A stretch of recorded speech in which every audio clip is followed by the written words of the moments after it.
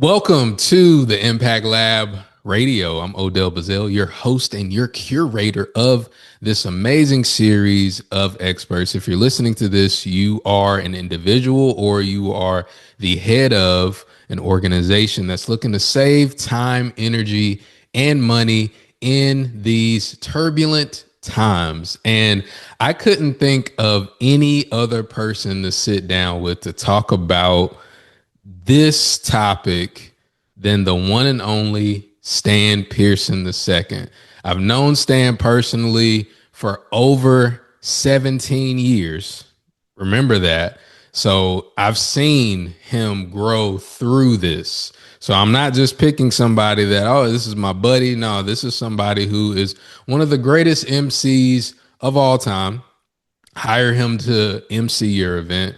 And he's also one of the leading experts in wellness. And the way that Stan talks about wellness is very, very different. Some people might know him as the salsa guy. Some people might know him as an award-winning speaker and author. Some people, especially those that show up to his salsa therapy sessions, know him as the salsa sensei. Ladies and gentlemen, boys and girls, children of all ages that are tuned into the Impact Lab Radio, I want you to put your digital hands together for the one and only Stan Pearson II. Stan, how you feeling? How you doing, man? Fantastic. Buenos dias a todos. Welcome. Man, great to be here. Thanks for having me. Feel Yeah, awesome. man. So I want to get into, how you help individuals and organizations save time, energy, and money. But I always believe that before you tell somebody something that's going to help them or not, you got to get to know the person just a Mm. little bit. And so you have a very diverse background. You are somebody who is well traveled, and you're somebody that you and I we met in the speaking circuit. When I met you, you were the salsa guy. So I Yeah. want you to just kind of talk about salsa. How did that get started? Period. We'll start there. It's funny you mentioned the word, well traveled. I think also what that's created is the willingness to travel within. And I really feel like I've traveled more miles within than I've traveled on any airline or any part of the world. Now, it was how salsa came to be, how that kind of entered into my life, my stratosphere. Once upon a time, I lived in Mexico, in some other places too, but I lived in Mexico, and it was during one of the most difficult times in my life. And I'm walking down a street in Mexico by myself, just kind of contemplating, which I've done a couple of times in my life in different places. But it was, yeah, times were trying me. I was, confused about the path I was taking. And I just kind of sat down, on the curb in the streets of Mexico. And it was interesting. This guy walks out of this place. It was maybe a restaurant. And he walks out in Cuernavaca, walks out and he's like, hermano. It couldn't have been more random. Hermano means brother in Spanish. I kind of turned like, ven acá, ¿qué tienes? Like what, like, ¿qué tienes is like, what's wrong? What you have going on? He's like, ven acá. And I just like kind of stood up and like just kind of slowly walked over. He's like, bienvenidos. And I walk through the door. I walk down the stairs, in this place, and I see smiles, laughter, a live band, people twirling high. I mean, I just see this environment that was intoxicating immediately. And I did and I was horrible at what I was doing. Now, knowing salsa dancing, I'd seen I was horrible. But when I left, I felt brand new. And I left deciding like I have to figure out how to take this feeling to everyone else I know. Because if it did this for me, I know it could do something for other people. And that was a day where, let's say, salsa officially entered into my life. And then I took that back to where I was. And then the process of, what is now, that's when it began. That's kind of the origin story. Because what it did for me, I knew it could do for other people. That's great, man. And how old were you at this time? I was 20. I was 20 years old. I was in my 20s. Yeah, I was in my 20s, and And it was the confidence, it was the connection, it was the level of comfort within. It was all those things that kind of swelled up. I was like, whoa, these are all things that were missing at the time that I knew I needed. Yeah, in my 20s. Yeah, so you're not in your 20s anymore. I just want to establish a baseline for people listening.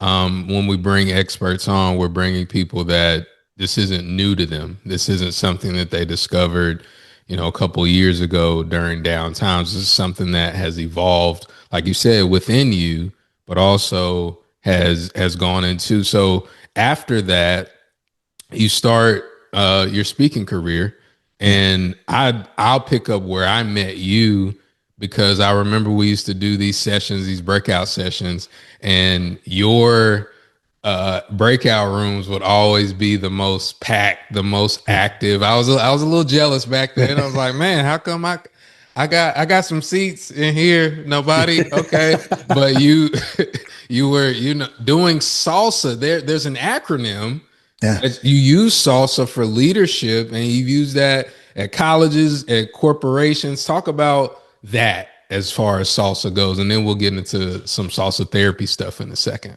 For sure. And the truth is understanding that, most people don't understand that it solves a problem that most companies or schools don't even realize they have, and that's human disconnection. We Mm. don't realize that's the major issue is human disconnection. But it's also an acronym and it stands for supporting, acting, learning, striving, and accepting. And to blitz through a little bit of that is, a support system. Some people take pride in being willing to do life alone, but the truth is, you don't have to. Life is so much better when you have people to support you along the way. So you're more willing and able to take action. So you understand that everyone learns a little bit differently. So you can strive and not just go through the motions because the work always works. So even though it's work, it feels better once you've decided to strive through it. And then acceptance, the ability or willingness to accept things as they are and not as you like assume they would be, and that they don't have to be perfect. We're just some progress is made along the way. And so that's the SALSA acronym that has lived for a couple decades now. And what I love about what you do is, first of all, something that I don't do. I'm not gonna say that I couldn't do it, but nah. It's something like dancing. I tell people I can't dance. I can move to a rhythm, like I can move to a rhythm, but I can't dance. And when you have your sessions, I've seen them. I've been a part of them. You get people like me that are like, oh, I can't really. Whoop, whoop, whoop, whoop, whoop. I can move, like I can move my hip a little bit. So what I want to transition into is how you've turned this into a movement. Like salsa is movement, but you turned it into a movement, and you've made it medicine for the people that are a part of your salsa therapy sessions and your salsa leadership sessions. Talk about that. Thank you. Movement is medicine. And I always let folks know either you become it or it becomes you. There's no in between. And so that essentially means we're a product of our environment. So how can we create an environment that's helpful, that's useful? So it's, the question, are you willing? So if someone's in any space that I'm around or any space that anyone I'm connected to is around, they're in the environment. Okay, so now I have them. It's not either they become us or we become them, and helping people understand quite simply that movement changes mood. However you slice it, movement changes mood, and mood changes mindset. And then mindset drives performance. And if people understood that more from school all the way up through, corporate entities, they would understand I have to get my people to move. Because, holistically, we have to understand that if wellness is optional, then burnout is inevitable. Whoo! Hold on.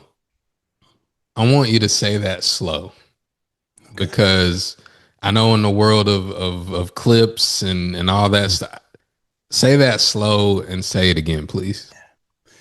If wellness is optional, then burnout is inevitable.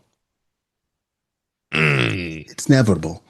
And I'll say this to environments, to leadership, those folks that are trying to get their folks to either literally or figuratively show up better at school or to the office.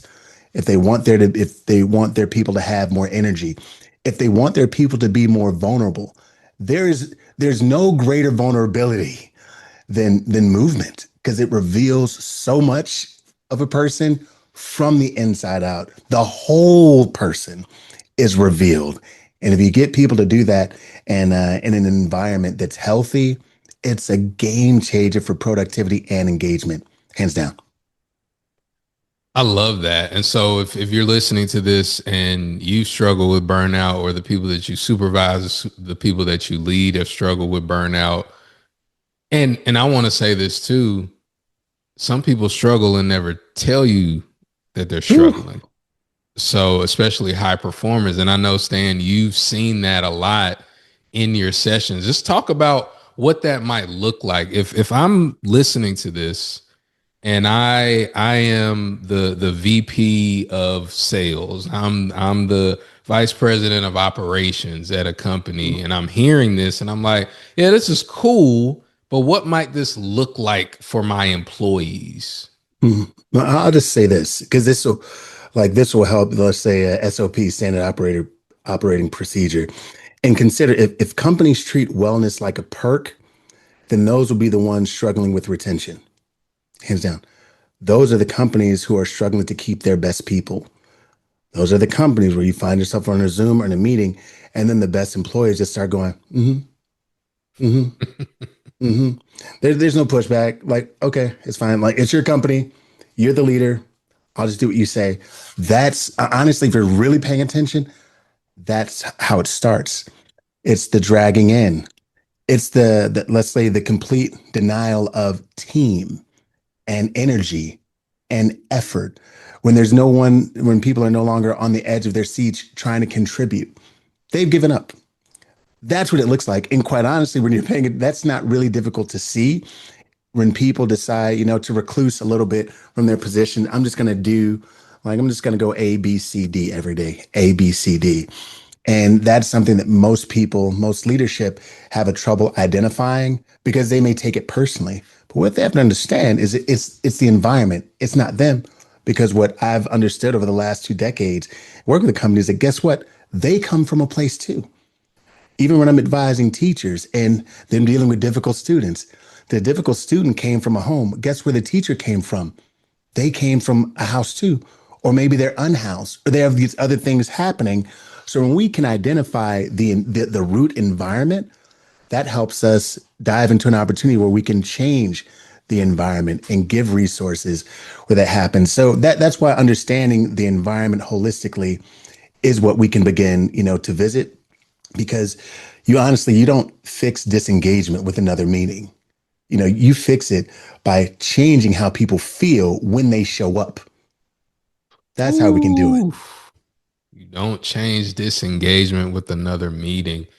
I want to talk about salsa therapy. And salsa therapy is another offering, another service that you have. When you say movement is medicine, when you attach therapy to salsa, I want you to really frame why you did that and how a company bringing in salsa therapy can help with all the things you just talked about. And I'll lead with, I've interviewed hundreds, if not thousands, of experts in their psychologists, psychiatrists, physicians, gastroenterologists. We're talking about brain, gut health, occupational therapists.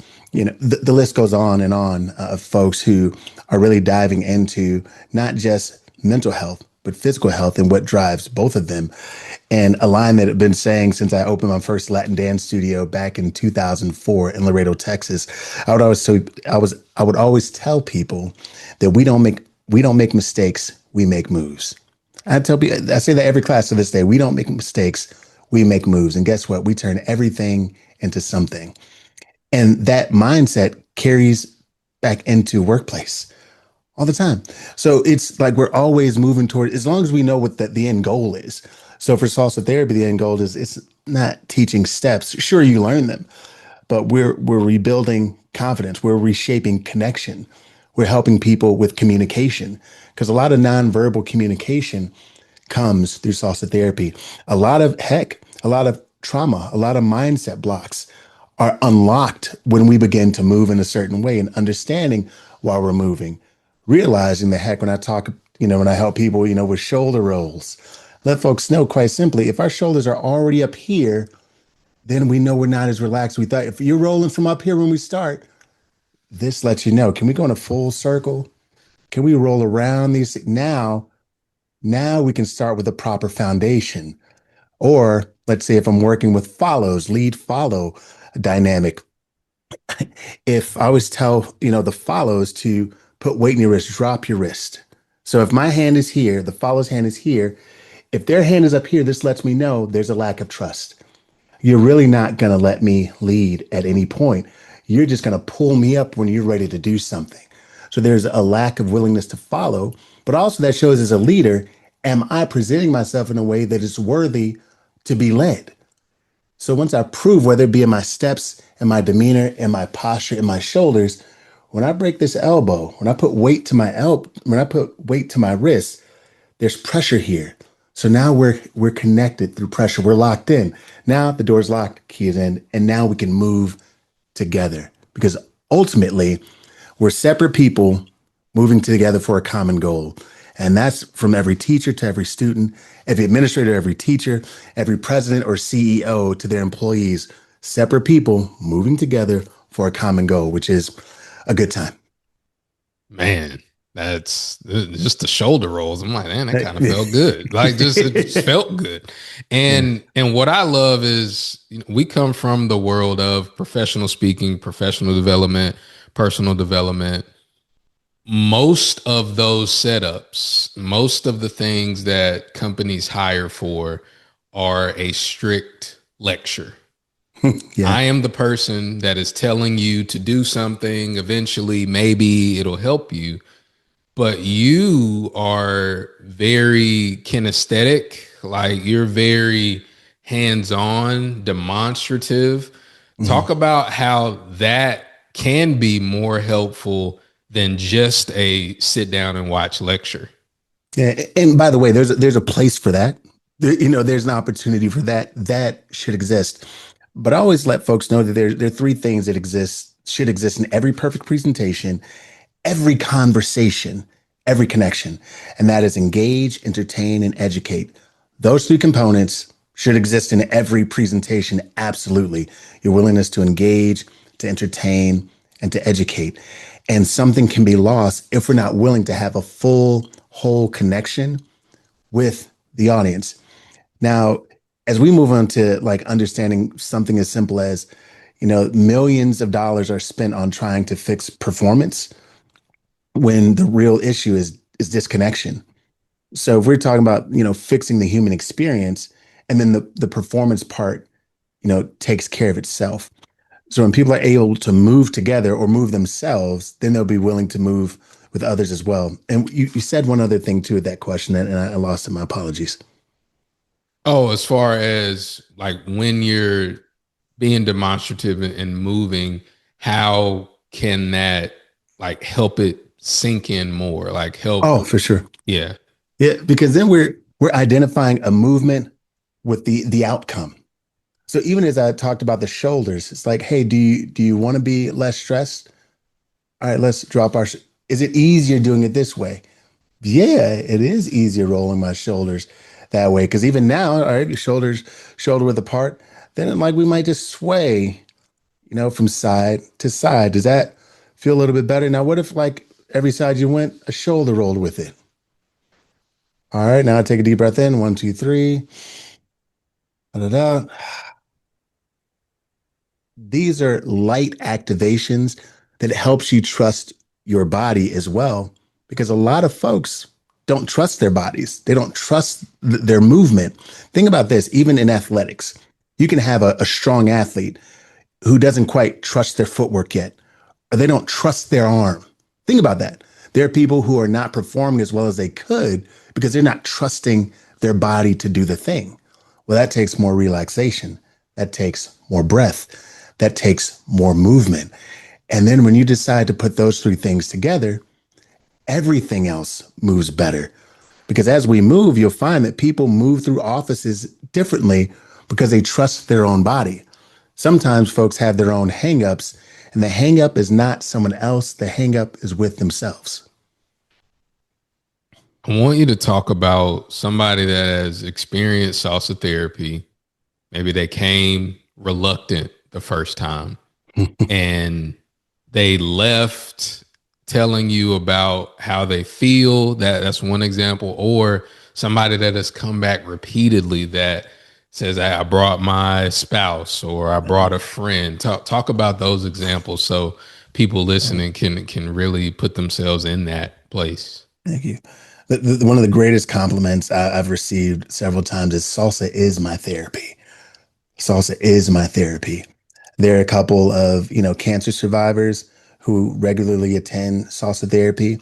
There are folks who bring actually a couple things. There are some folks who actually work at elderly homes who've said, hey, these folks were having a rough day. So I brought them with me to watch and enjoy class just to watch. And that's something where, where I've like wondered, is this is this my space? Is this really where I'm supposed to be? What I'm supposed to, and then that happens. Or again, I'll say one of my salsa therapy founders, and by founder I mean the person. There's a small group of people who are at the very first one that I did, and she brings her mom, and her mom is in a wheelchair, and her mom, she sings beautifully, softly in her voice. She has some health challenges, but she'll just be in class, in the back of class, singing and crocheting singing and crocheting. And we're at an event recently, and I was doing a brief salsa therapy, and she was there and she was sitting down, but she was doing the movements as best as she could from her seat.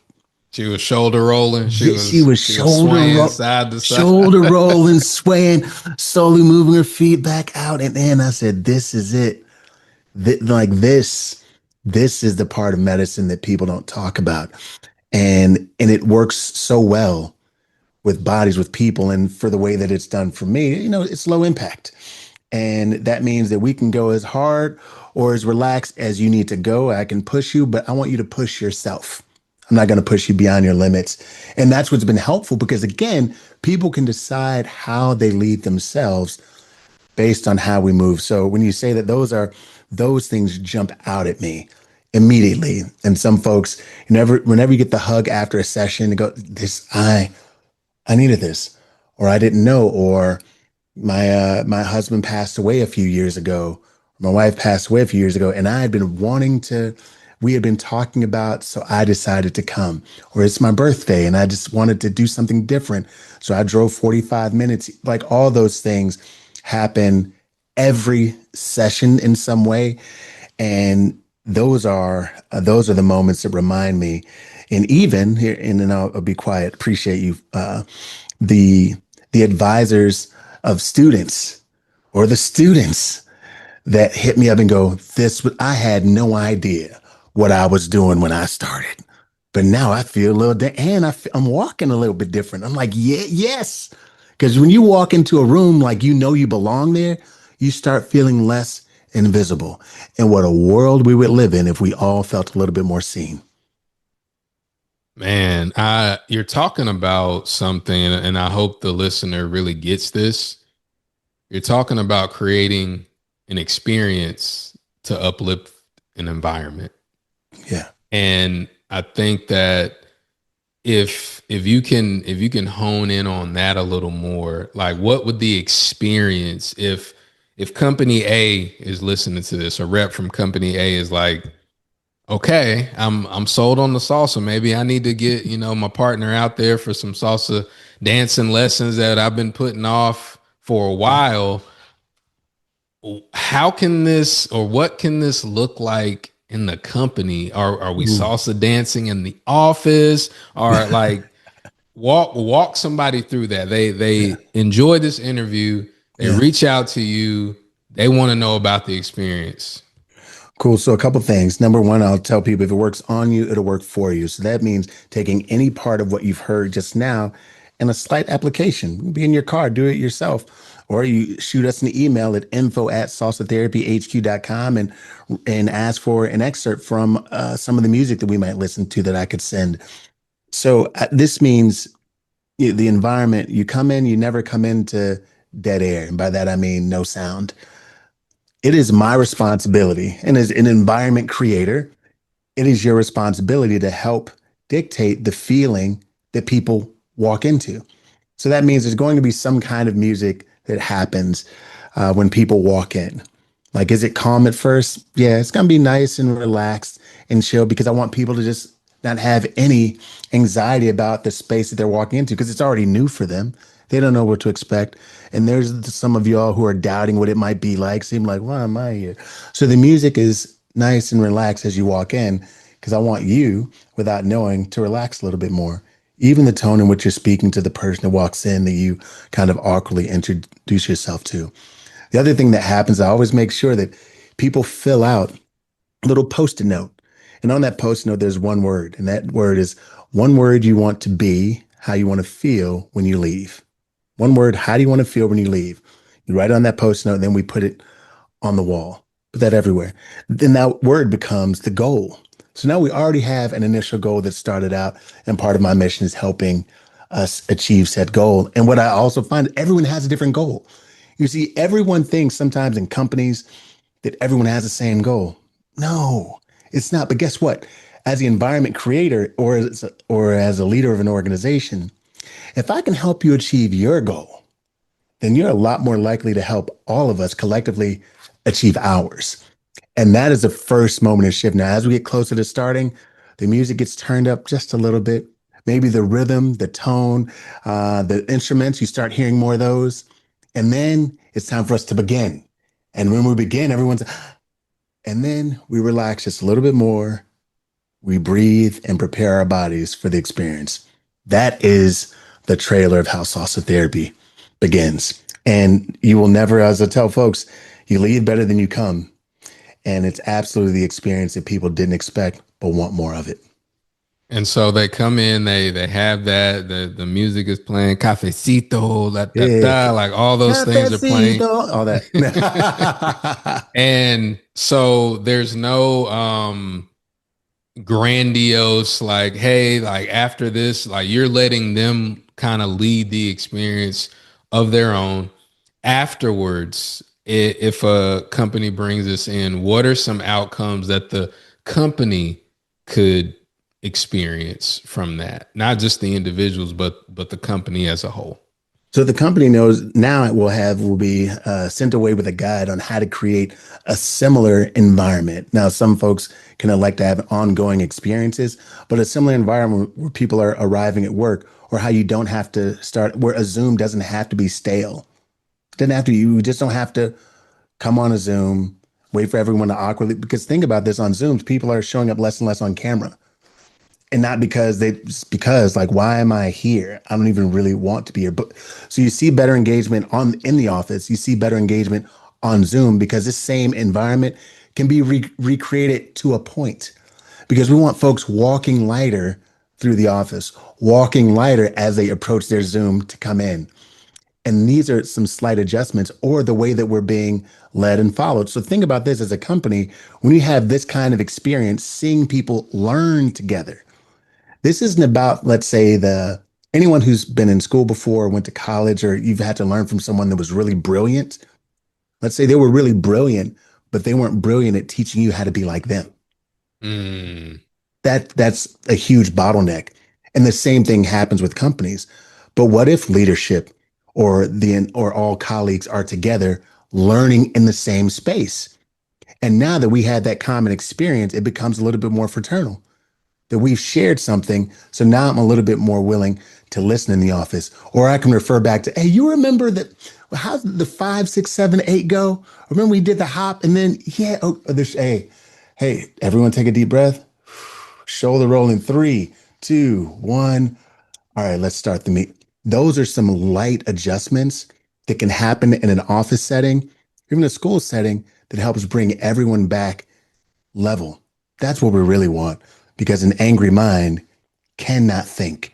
And we want these light principles that we can apply to our business setting in our offices to help people win more. And these are light engagement tools that help. Even the post-it part, that creates opportunity because everyone from day to day may have different goals. But these are light things that can make a huge difference in offices. I love that. And I love how the way that you paint it, it's basically malleable to each organization. If somebody Yes. has an office full of people, salsa therapy can work for that. If, and just by us being on here, the little things that you've kind of walked through, the shoulder rolls, the swaying side to side, all of Mhm. that, it's something that could be done virtually. Oh yeah, But 100%. you're creating an environment of a shared experience. So that's one thing. And companies, you want your employees, schools, you want your students, you want your staff to have a positive shared experience with you that locks it in. We know that psychologically.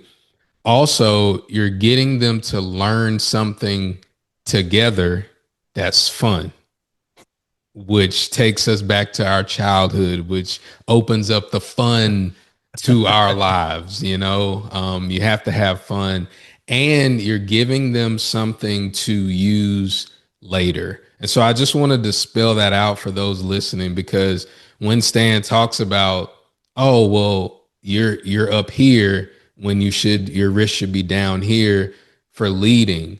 If you're a leader, maybe you're two up here Mhm. figuratively.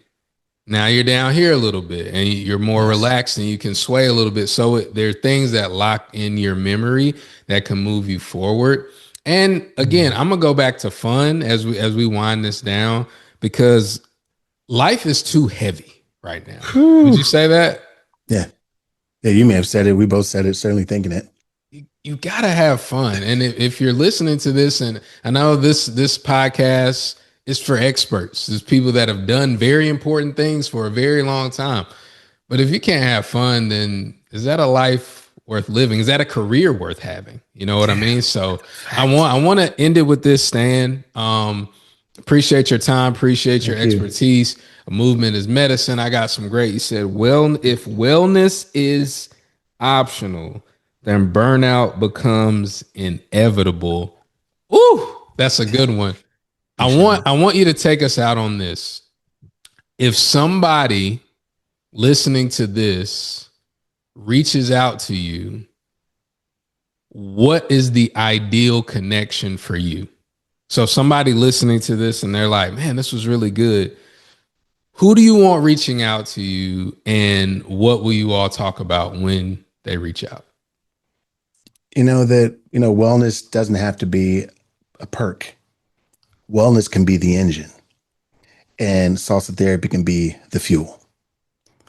And I'm talking high octane. And the fun part, I think people, even we get so caught up in taking life so seriously that we forget again the kid in us. That, as I'm sure we've had conversation before, now we're just kids that had bills now. That's it. And I understand that so much better as I get older. I still like to laugh. I still like to do all the things, but we get into work and we get so caught up in the work that we're not even actually doing it. Not even doing it. We're so in it, we can't see beyond it. And that's the conversation I want to have, that wellness is the engine. Salsa therapy is premium fuel to get people to go in the direction you want them to go.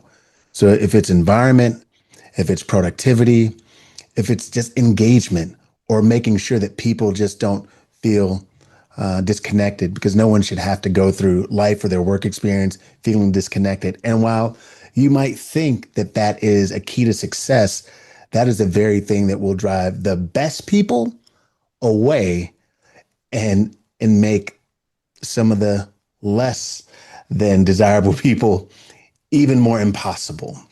So, all right. So, all that being said, it's not even just about dancing, it's about helping people feel, more alive so they can do their best work. That's what we want to do. Because I know, as leaders, as CEOs of companies, the ultimate job is a job, and that is making sure people are doing their best.